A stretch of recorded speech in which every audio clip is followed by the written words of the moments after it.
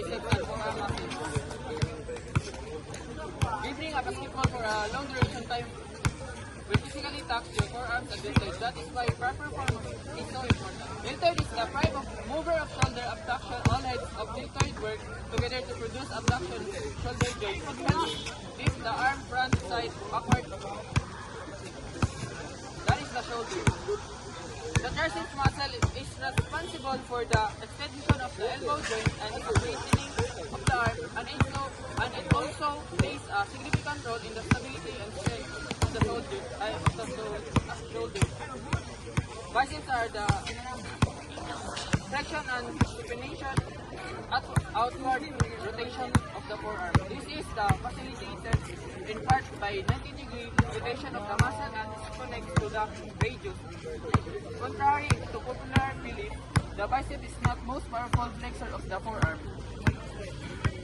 Strengthening your forearm also increases grip strength, which is related to upper body strength. A strong grip helps you carry, hold, and lift items in your everyday life and during athletic activity. Ilocate ahang tricep. Ilocate ahang tricep. The biceps are here, then the triceps is here, and the deltoid is here, and on the shoulder. Then jump shot.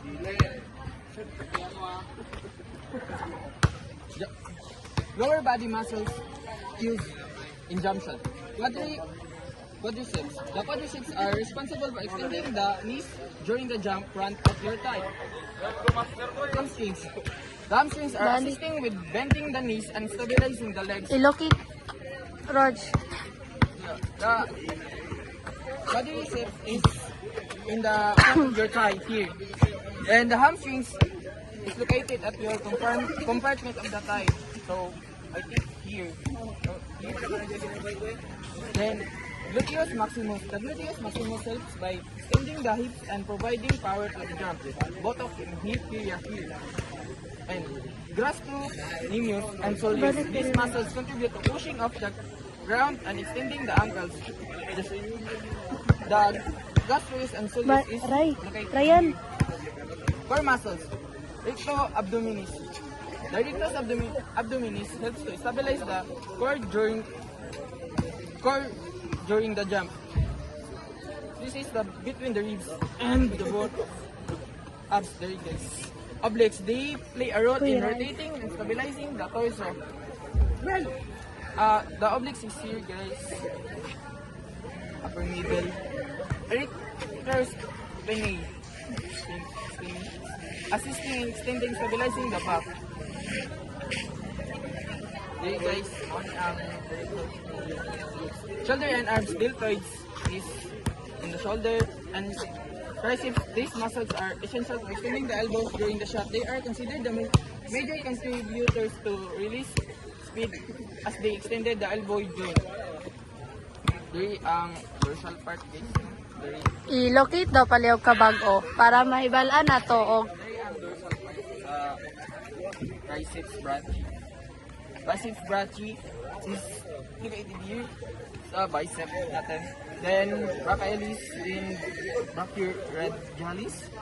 These muscles also play in a role bending the elbows. Dali guys, mo ni ang brachialis. Raise and hands. Raise and hands guys. So paliw ko balik diri bag-o. Overall, alis sa bag-o kay ato ano tanan.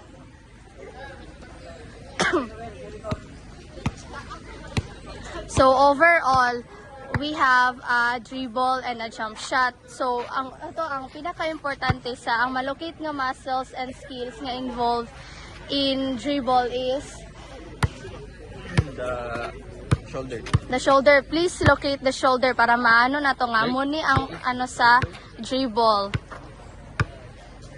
Dayon triceps, of course, the biceps also, and the dorsal part of the body, the shoulder, and then here also. So with that, importante siya nga kada nga skill sa dribble because asa man siya, di ba, ga-extend pod ang arm or Unsa man siya? Para straight imong arm and para naka-stability strength.